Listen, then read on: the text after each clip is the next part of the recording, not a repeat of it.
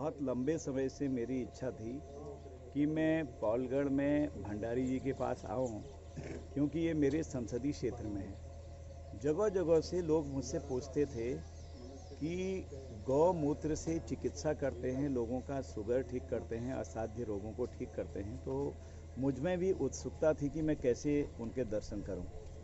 आज मैं हनुमान धाम में गया था और वहां से सीधे लौटने के बाद मैंने ठान ली कि मैं आज उनके दर्शन करके आऊँगा। तो आज मैं पौलगढ़ में हूँ इस समय गांव में, और भंडारी जी के दर्शन करने के लिए आए। वैसे भी दिव्य मूर्ति हैं, और जितनी चीज़ें मैंने सुनी उनको आज मैंने अच्छी तरह से देखा।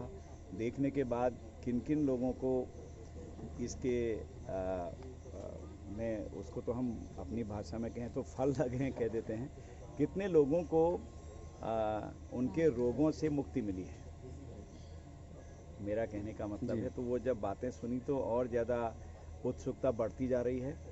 और ऐसे लोगों को प्रभु ने बहुत बड़ी शक्ति दी है। ऐसे लोग हमारे समाज की निधि हैं, हमारे देश की निधि हैं, क्योंकि मनुष्य को जीवन चाहिए।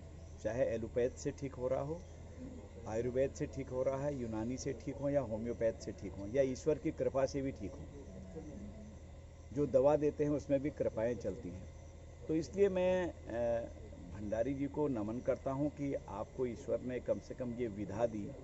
जो पहले पत्रकार रहे हों टेलीविज़न चैनल में, इंडिया टीवी या फिर इंडिया टीवी वगैरह में आप पत्रकार रहे, उसको छोड़ने के बाद आपको एक इस किस्म का स्वतः ज्ञान हुआ, और धीरे धीरे प्रभु ने आपको दूसरी तरफ को ले गया। आपने गौमूत्र पर शोध करना प्रारंभ कर दिया, और भी दवाइयों पर देखकर आज कुछ ऐसी कृपाएं होती हैं कि जो आपकी दवाएं खाता है तो उससे काफ़ी ठीक होते हैं। मैंने खुद ही देखा, अभी मैं जब सुना कि हमारे माननीय विधायक रामनगर उनकी शुगर ठीक आ गई। अभी मैं देख रहा था हमारे जो मंडी परिषद के अध्यक्ष हैं गजराज जी, उनका वीडियो देख रहा था, तो उन्होंने कहा कि मैं विश्वास ही नहीं कर रहा हूँ कि मेरी शुगर ऐसी हो गई होगी।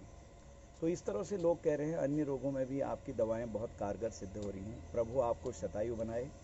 आप निधि है हमारे समाज की, और ईमानदारी पूर्वक आप जनता की सेवा कर रहे हैं, जन जन की सेवा कर रहे हैं, मानव मात्र की सेवा कर रहे हैं। प्रभु आपको दीर्घायु बनाए, ये मेरी प्रार्थना है। बहुत